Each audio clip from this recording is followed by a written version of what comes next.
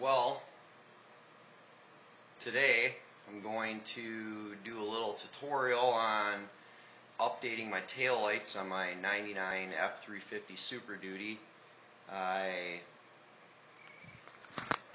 had a little issue and busted, chipped the corners. Really ain't that big of a deal, but I was going to get some of them taillight guards just to cover that up, but you're looking at $50 just for a set of those, and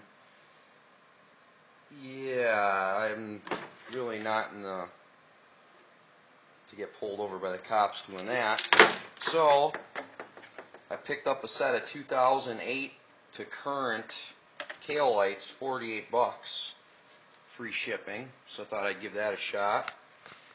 And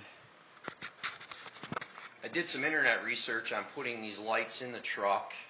Physically, they go right in. The only difference that Ford changed was this is your stop, turn, running light bulb and socket, and this is your reverse light here, 2-wire plug. But if you look on this new tail light, it's this 4-hole, or well, it holds a 921 bulb or a 194. 921's a bigger, brighter bulb, but you can see the keyways in that hole.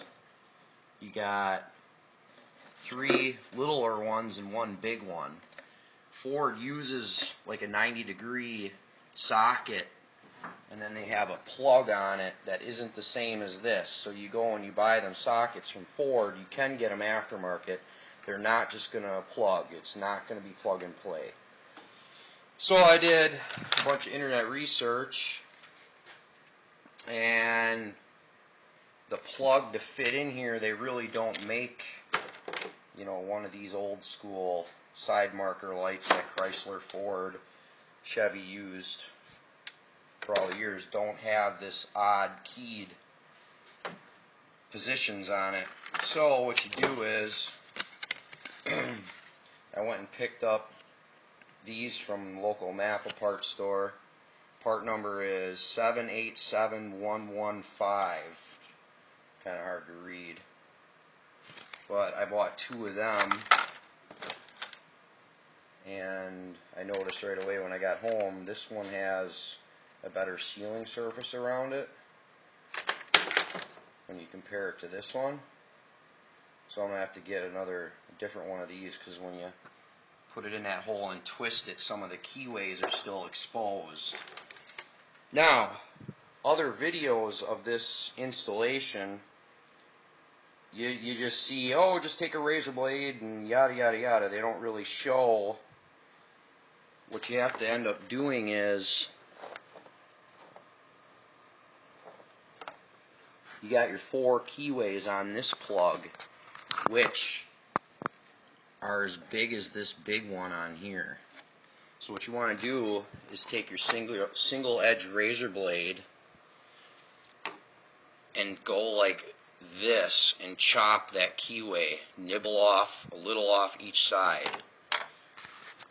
You'll see one of the keys, it's hard to really zoom in here, but it's got a stop on it, so when you twist it, it only twists so far. You don't want to cut away on that, because that'll stop. But just cut away on the other 3 and leave. This one had 2 keys with stops, so you leave this one with the stop alone. Don't touch it, because that'll fit. It fits perfect right in there. And then what I did was I put some dielectric grease as a sealer. Put some on there, and it makes ease of installation when you stick the bulb in there and turn it, and put some on the bulb too, because I want to keeps corrosion out even if moisture somehow gets in there. So yeah. So then you push it in and you twist it. And taking it out, just push it in, twist it, just like if it were any other deal there. So now I'm going to have to snip off these wires and use some heat shrink butt connectors. You could solder and heat shrink these, but I'm just going to use heat shrink butt connectors. Put that on, and this other socket for the, I got to put a new bulb in there. See, that one's starting to turn. For this socket, it just goes right in this original hole, twist it in. I'm going to put some dielectric grease on here too, because this foam gasket's getting a little shady. And then, yeah, another little thing I wanted to point out, when you put these tail lights in, you'll see there's that metal pin, and there's these little plastic pins as guides. Those little plastic ones go in that hole there, and then obviously the metal ones go in there. Put a little dielectric on there so they clip right in and don't bind. But then, you know, you feed this side of the tail light in and then push it back.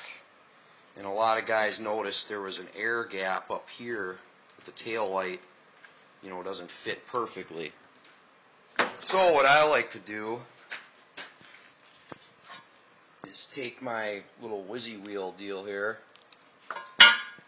and I'll shake. You could take a piece of sandpaper, some aggressive like 45 grit, and sand away on these pedestals there, which will bring that tail light. It'll curve it in more to tighten this gap. I mean, when you get your box sides welded on, everything, you know, it's supposed to be jigged up right, and not every truck's exactly the same when it comes to that. So, you know, I already shaved some off of these, so pulls it right in. So, and I've done that on these older tail lights too. Yeah, get this wired in and go from there. Got my heat shrink butt connectors. Put some dielectric grease in the butt connectors before I crimped them, and then heated them up. And then put some electrical tape on this part of the harness in case it rubs anywhere. I'm going to put some wire loom protector over the whole thing just to be safe in case it rubs on anything. And then we'll stab that tail light in there. Well, that there is one of the original tail lights, and this is the new one. I'm just kind of curious what that looked like at night. I'll shut all the lights off in the garage here. And there's a reverse light. Side shot of this is the original tail light. Pretty decent. Then you get over here, and that bad boy's bright.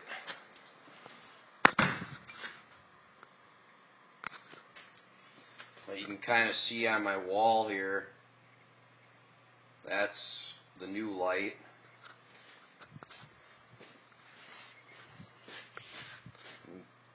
You can kind of see the difference there. Kind of a redneck way of trying out how bright they are, but it shows the difference. I wish I could pull the truck forward a little more, but it's like 0 degrees outside. And I got the garage all heated up to, well, I got her up to about, I don't know, 45, 50 in here, and I ain't going to lose all my heat for that. But I got this air gap, like I said. You just keep, kind of hard to see, but when I first just threw this tail light up in there, this gap was an easy 1/8 inch here, and then got tighter as it went into this corner. So that's why I took those mounting studs. I forgot to mention before, these screws are usually an 8mm socket fits them. These two right here. But I figured, so you can still see there's a little bit of an air gap here, but really didn't want to take off any more of them mounting studs. I just kept this gap the same all the way down. But I'm definitely liking the new look here. These